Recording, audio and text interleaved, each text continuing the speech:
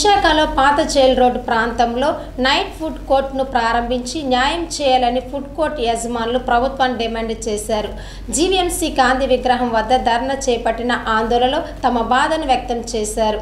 తప్పుడు ప్రచారంతో తమ కుటుంబాలు రోడ్డున పడ్డాయని, నైట్ ఫుడ్ కోర్ట్ షాపులకు అద్దెలు కట్టడానికి కూడా ముందుకు వస్తామని అన్నారు. ప్రభుత్వంతో పాటు ఉన్నతాధికారి తమ గోడును అర్థం చేసుకుని తమ వ్యాపారులకు అనుమతి ఇవ్వాలని కోరారు.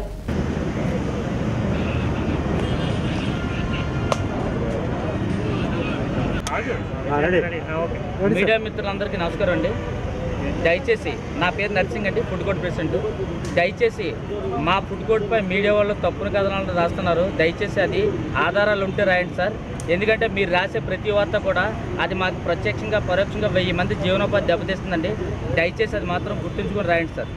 అలాగే మా ఫుడ్ కోర్టులో మాత్రం ఎటువంటి దందాలు, ఎటువంటి రాజకీయ మామూలు కానీ ఎవరికి ఇక్కడ ఉన్న ఎమ్మెల్యే గారికి కానీ ఏ రాజకీయ నాయకుడికి మేము ఇవ్వట్లేదండి. అటువంటి వార్తలు వస్తే దయచేసి ఖండించండి మీరే, అది మాత్రం తప్పండి. అలాగే మాకు ఫుడ్ కోర్టు తొలగించేటప్పుడు నోటీసులు ఇచ్చాము 15 రోజుల ముందే అన్నారు. అది పూర్తి అవాస్తవం అండి. మాకు ఒక్క నోటీస్ కూడా ఇవ్వలేదు, కనీసం మాకు సమాచారం ఒక రోజు ముందు కూడా ఇవ్వలేదండి. అలాగే ఇక్కడ 240 షాపులు ఉన్నాయని చెప్తున్నారు. అది పూర్తి అవాస్తవం. 150 షాపులు మాత్రం జీవీఎంసీ వారు చేసిన సర్వే ప్రకారం ఉన్నాయి ఇక్కడ. అది మాత్రం పూర్తిగా అవాస్తవం సార్.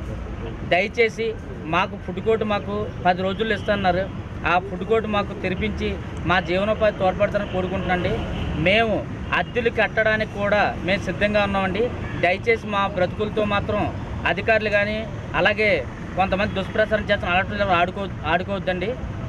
మాకు మాత్రం మాకు మౌలిక సదుపాయాలు ఇవ్వండి. ఫుడ్ కోర్ట్ ఓపెన్ చేసి మీరు అద్దెస్తే మేము కట్టడానికి సిద్ధంగా ఉన్నాం.